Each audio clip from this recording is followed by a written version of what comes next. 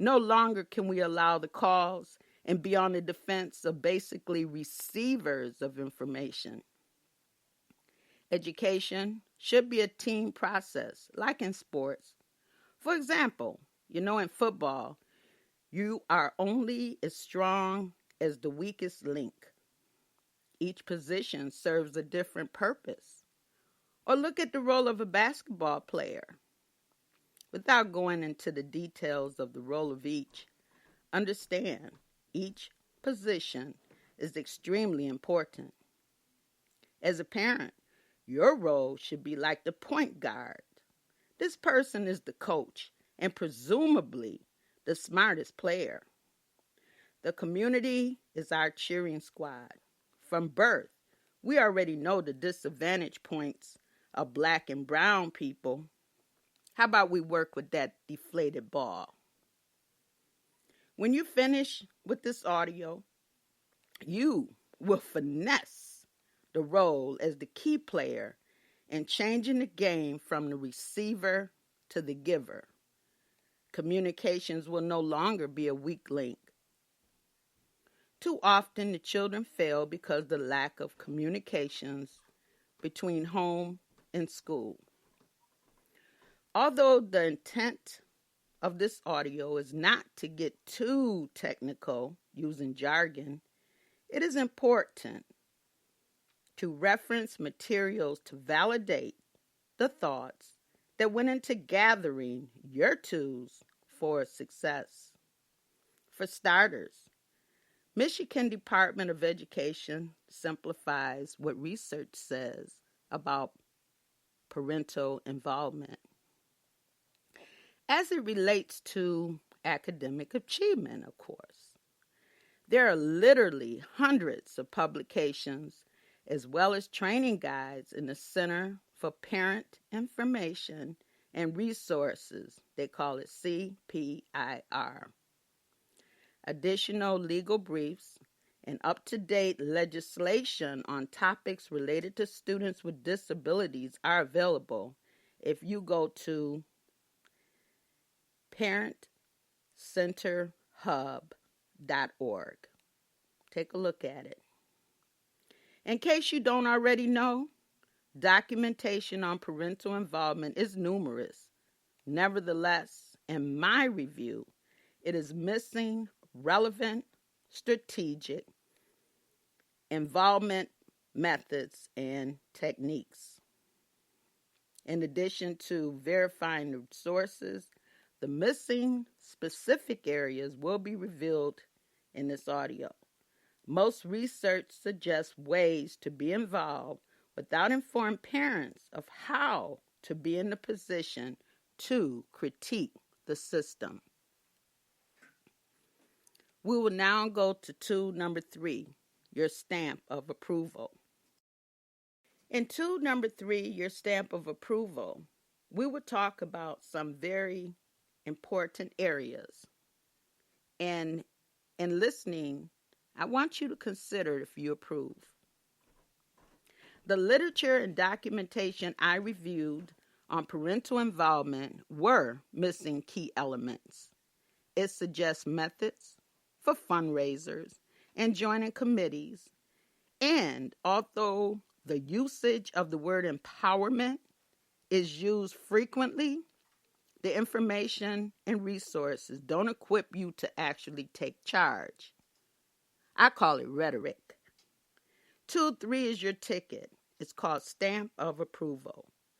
From reviewers, teachers, and other parents who advocate for your child with the internal knowledge of school systems. This gives you the right to do the parent involvement thing.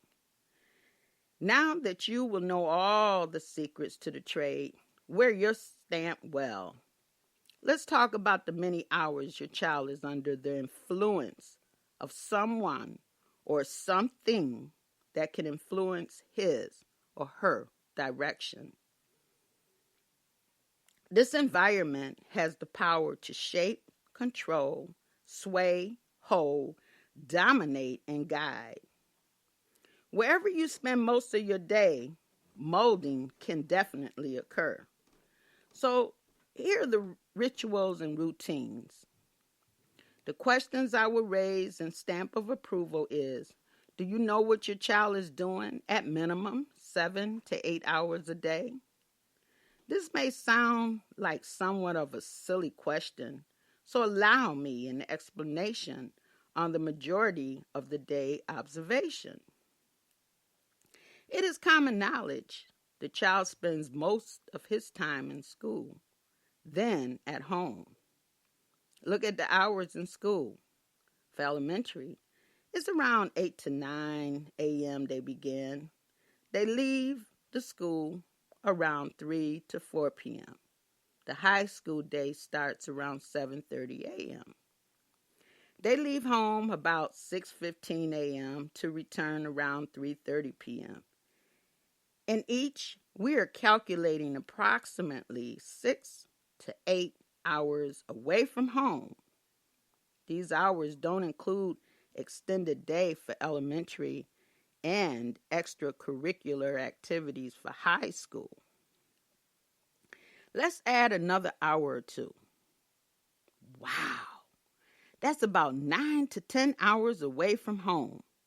No problem here. Don't go on a guilt trip. The states are proposing extended day programs in all elementary schools. In California, the concept of extended day was developed early as 2005. The details of that are still developing in many states, according to federal grants. It is believed extended day will infuse academics as well as reduce the home alone latchkey dilemma. Sounds perfect, right? Are you able to give this program a stamp of approval? Are these quality hours? Is it structured? Enriching? What's really happening? Which is more structured, if you think about it, home or school? In the worst case scenario, both are unstructured. How about that? I thought I include that probing notion. Still, no worries. Don't close the audio or turn it off yet. There is still more to come, more to tell. This is just a few of the ingredients or tools going into the main dish. You will see why being involved is a requirement, and these are facts. The next section, we'll talk about taxpayers' dollars. This audio will dish it out in a way you may have never, ever heard it explained in the content of parental involvement. If what has been presented doesn't move you out of the dark, and what I report about the figures in this section doesn't motivate you to get a piece of the action, maybe it will in this section on the do-nothing syndrome. Well, if you want to jump right into the identification of competent teacher in classroom, go ahead and skip this part of the audio and go to the function at the junction 2-7. This part talks about money and those getting personal topics. In the final section, function at the junction, will validate why dollars and cents, spelled SENSE, equals value. Dollars and cents equal value. Understandably, your child carries a price tag, a price paid to someone else instead of you. Frightening comparison to the price paid for our ancestors, huh? The median spending per student in upstate New York is $25,600. Yes. This is based on the 2018-19 report released by the New York State Education Department. To find out the allocation in your state, go to your state's department database. I will provide at the end of the audio a comparison link by state in the reference section. So who's getting taxpayers' dollars to do one of the most important jobs in the field? We already know school teachers and administrators don't qualify for food stamps, utility subsidies, or state aid. They may go to the soup kitchens to help serve. If you see them in a consignment shop, they're being frugal. It's to save money or to donate goods and services. No shame in a high payer's game. Frugal is the way to put money where you can shop for less. Be able to pay for those big ticket items. They can afford resorts, have diversified portfolio investments, which are stocks and bonds. They take lavish vacations, wine and dine, the whole 9 yards. That being said, people in most school districts are paid in full. In fact, there is no shortage of money going around to teach, groom, and watch your child develop in a healthy environment. The average calculations that I'm willing to share with you does not include the administrator's pay. Their pay is in the triple digits. For more information on this, go to classdoor.com. It's a resource database for salary by employment per state. It's public information. Keep in mind, all things considered, breaks are duly earned for all, families of the students as well, although many never even leave the state. Now, you know why this is yet an important, very important reason why you must make sure they deserve every penny of that money. As one musical artist said, smile all the way to the bank. Those breaks and vacations are needed so they can return rejuvenated. Rightfully so.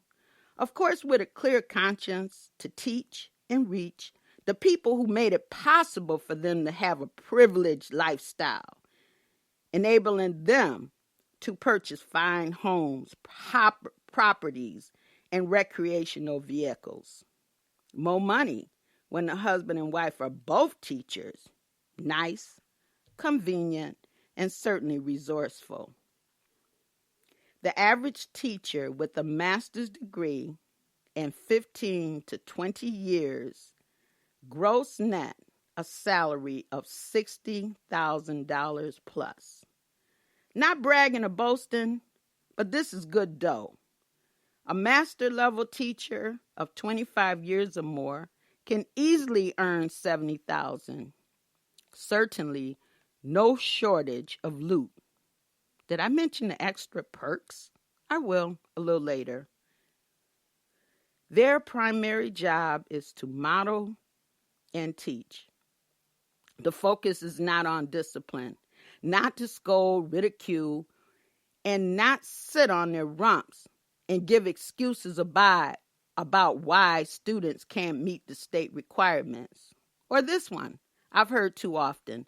I got mine, you need to get yours the best way you can. What about this comment? If you don't want to learn, oh well. I don't get paid to babysit, but I will. Most recently, I heard a teacher say this to her students while screaming at the top of her lungs for them to sit down. I shouldn't have to yell at you. You yell at dogs. Whereas the latter comment may hold some truths, it is an insulting remark. Here's another one. Looks like the prisoners are running an insane asylum, only after saying, you are acting like idiots. They are all insulting and belittling, and should be addressed each time this unethical violation occurs. Don't think for a second. I did not address my colleagues